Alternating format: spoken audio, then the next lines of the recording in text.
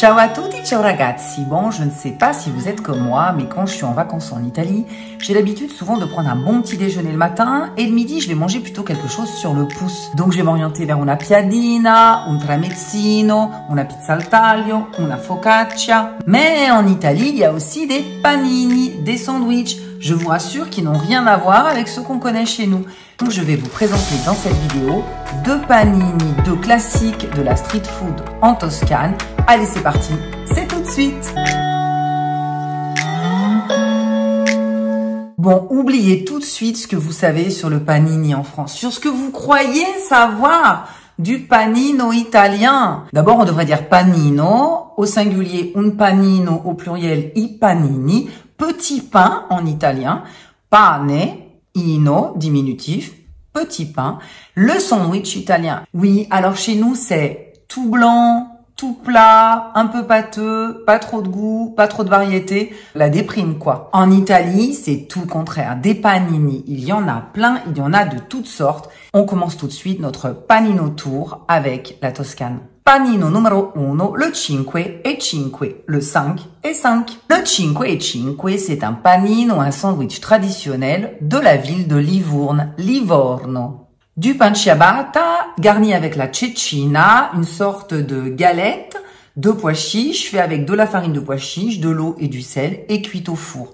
Donc des ingrédients hyper simples. Il 5 e 5 con le melanzane, le 5 et 5 avec les aubergines, est apparu dans la première moitié du XXe siècle. À cette époque, on avait l'habitude d'aller chez le tortaio, le vendeur de galettes de pois chiches, et d'acheter pour 5 lire de pain et 5 lire de cecina, d'où le nom 5 e 5, qui est encore d'actualité aujourd'hui. À l'origine, la galette de pois chiches, que l'on appelle torta di ceci ou farinata, vient de Genova, vient de Gênes, mais c'est à Livourne qu'est revenue l'idée de l'intégrer dans un pain. Si vous voulez faire comme les vrais livornesi, savourez votre 5 e 5 avec un verre de spuma bionda. Ma che buono! Benvenuti o bentornati su Nuovo Respiro. Bienvenue aux nouveaux abonnés. Moi, c'est Corinne et chaque vendredi, je vous propose une vidéo. Je partage avec vous ma connaissance, mon amour de l'Italie. Je partage avec vous mes bons plans. Je vous invite à me laisser un petit pouce, à partager, à commenter, à vous abonner. Tout ça, c'est gratuit. Panino numero 2, il panino con l'ampredotto. C'est le street food traditionnel de Florence. Il est préparé avec il semele, c'est un pain petit et rond qui est à l'huile et que l'on a farci avec il lampredotto.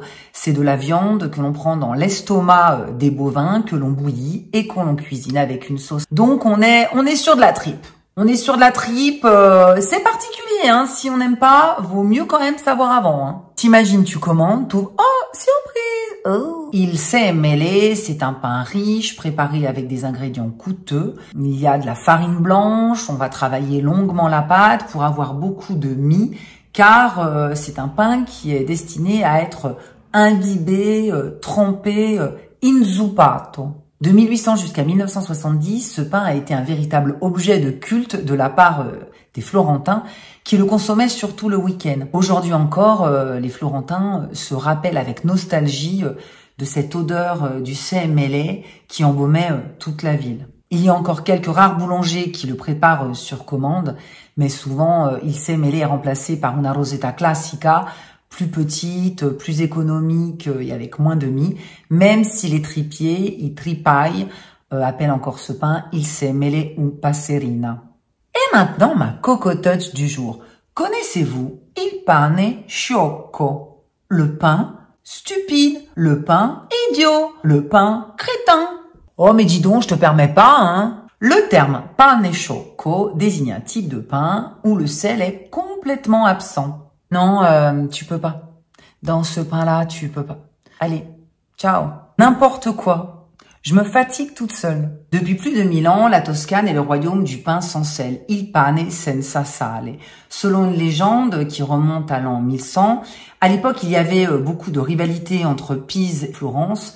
Et les Pisans ont refusé de fournir en sel. Donc, ils ont tout simplement décidé de s'en passer. Une autre hypothèse qui a été constatée par le célèbre écrivain Dante Alighieri est que la taxe sur le sel à l'époque était très très élevée et que donc les boulangers ont décidé de s'en passer. Quoi qu'il en soit, aujourd'hui encore, le pane e choco, c'est l'accompagnement idéal pour adoucir les saveurs un petit peu fortes de la cuisine florentine, très souvent à base de viande.